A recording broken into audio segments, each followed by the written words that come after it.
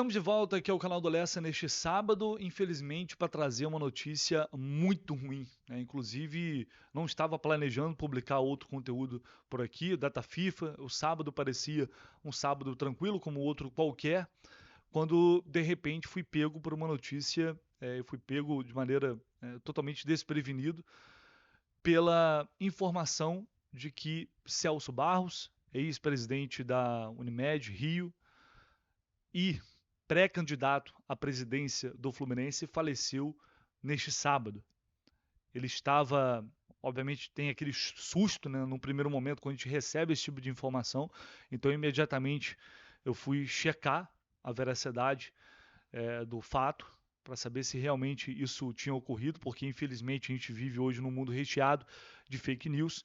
E, de fato, a gente confirmou o falecimento de Celso Barros na tarde deste sábado, quando ele planejava ir às Laranjeiras para realizar a sua inscrição, a inscrição da sua chapa para concorrer ao pleito eleitoral tricolor. Ele estava no batizado da neta, quando infelizmente passou mal, ali próxima a toda a família, e não resistiu.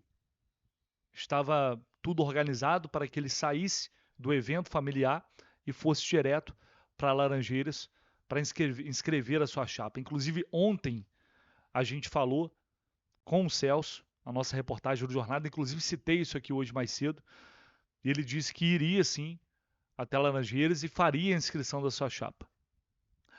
E de repente hoje, aos 73 anos, Celso Barros nos deixou. É uma coisa sempre muito impactante e antes de qualquer coisa, já desejo aqui todo o meu sentimento, os meus sentimentos à família do Celso, que vinha tentando construir a sua campanha após o Rolim deixar a sua chapa, que vinha trabalhando intensamente, concedeu uma entrevista para a gente no Jornada e eu não tive a oportunidade de cobrir o Fluminense como repórter, como jornalista, como setorista durante o período de patrocínio da Unimed, então não tinha muito contato com o Celso, fui ter mais recentemente, desde que ele voltou ao cenário político do clube, quando foi eleito a vice-presidente geral ali ao lado de Mário Bittencourt. Só a partir de então passei a ter algum tipo de contato com ele, mesmo assim em poucas situações. No entanto, em todas essas situações, ele sempre me tratou com muito respeito. Um cara que acreditou no Fluminense quando poucos acreditavam. A Unimed chega ao Fluminense em 1994, fica até 2014, e foi a Unimed, através de Celso Barros, um dos fatores fundamentais que tiraram o Fluminense daquele buraco imenso e que estava naquele momento, que ajudaram o Fluminense a sair da Série C e praticamente ali estava estabelecido o renascimento do clube, que para muitos que viveram intensamente aquela época, muitos acreditavam que o Fluminense fosse morrer ali. E ele foi um dos caras que acreditou nisso, que usou a sua influência, o seu dinheiro para salvar o clube e depois para levar o clube a conquistas inesquecíveis, como o Campeonato Brasileiro 2010, 2012, Copa do Brasil 2007, os campeonatos estaduais 2005, 2007, 2012. Foi todo um processo que depois não terminou talvez da melhor forma, mas fundamental para que o Fluminense pudesse se recolocar novamente como um gigante do futebol brasileiro.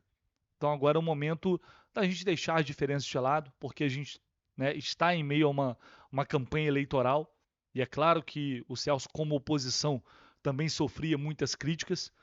É um cara, pelos relatos, de uma personalidade às vezes difícil, complicada, nem sempre fácil de se lidar, mas também um cara de palavra e um cara com coragem para fazer o que ele fez em todo esse período de Unimed no Fluminense. Tem que ter coragem, não é qualquer um que faz e que toma as decisões que ele tomou, inclusive sofrendo consequências depois. Então, é uma personalidade notória e um personagem extremamente importante para a história do Fluminense Futebol Clube, que participou ativamente de um momento de resgate, porque não sei o que vocês acham, mas eu não sei o que seria do Fluminense, e o Fluminense, talvez se a Unimed não tivesse chegado no Fluminense, naquele momento, inclusive, aquela situação trágica, não sei onde o Fluminense estaria hoje. Então, a gente deve, eu pelo menos, a gente não, né? Mas eu, com certeza, desejo que o Celso Barros possa descansar em paz, e acho que ele deve ser muito reconhecido pela sua importância, trajetória e participação como um dos grandes nomes da história do Fluminense.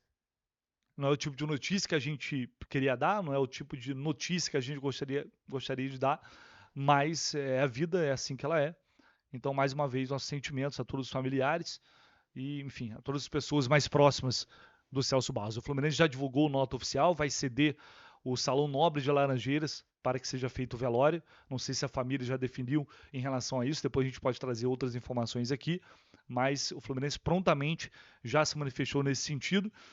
E também o Matheus Montenegro anunciou que todas as ações de campanha da chapa dele, da situação, estão suspensas em respeito à memória de Celso Barros. Só fazer uma correção, eu falei Campeonato Carioca 2005, Campeonato Carioca 2002, na verdade, né?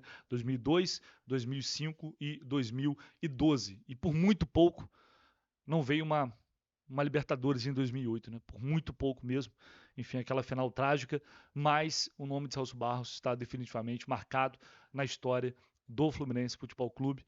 Que ele descanse em paz. A gente, é claro que isso é o menos importante agora, mas, enfim, aproveitando que a gente está falando de toda essa situação que impactou todos, a família está em choque e as pessoas mais próximas ali, inclusive os outros candidatos à presidência do Fluminense que estavam hoje em Laranjeiras, Ademar Arraes e Matheus Montenegro, estavam hoje nas Laranjeiras. Ademar Arraes inscreveu a sua chapa hoje pela manhã, o Matheus já tinha feito a inscrição ontem e todo mundo foi pego de surpresa ali e todos ficaram assustados e apavorados com a notícia.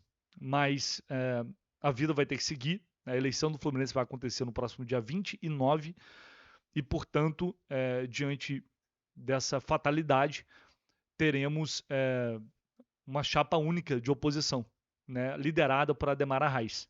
Celso Barros acreditava que iria fazer a sua inscrição, não dava qualquer sinal de que poderia desistir e anunciar um apoio a Ademar Arraes, e aí, portanto, a gente teria 3 chapas caso ele conseguisse. Agora a gente vai ter, já temos isso definido a partir deste momento, com Ademar Arraes sendo o único candidato de oposição e contando com o apoio de outros opositores que já haviam manifestado, né, os seus respectivos apoios à candidatura de Ademar Arraes. Então a campanha ela vai seguir a partir desta semana. A gente já tinha anunciado que entrevistaremos, se Deus quiser, na próxima quinta-feira, Matheus Montenegro, como a última entrevista que restava dos pré-candidatos, né? E tentaremos realizar ainda, nesse meio tempo, um debate para que a gente possa ajudar ainda mais você, torcedor, na escolha do seu melhor candidato. Então, dessa forma, a situação fica definida. Não sei se o clube vai tomar algum outro tipo de ação. Estava até lendo a nota oficial aqui, o Fluminense decretou também luto. Deixa eu só confirmar aqui. O clube decreta luto oficial por seu falecimento e coloca o Salão Nobre de Laranjeiras à disposição de seus familiares para o velório e devidas homenagens. É isso. Tá, pessoal? A gente vai ficando por aqui. Infelizmente com essa notícia e qualquer outra informação mais relevante, enfim, a gente volta aqui para trazer para vocês, tá? Um abraço, tamo junto e valeu.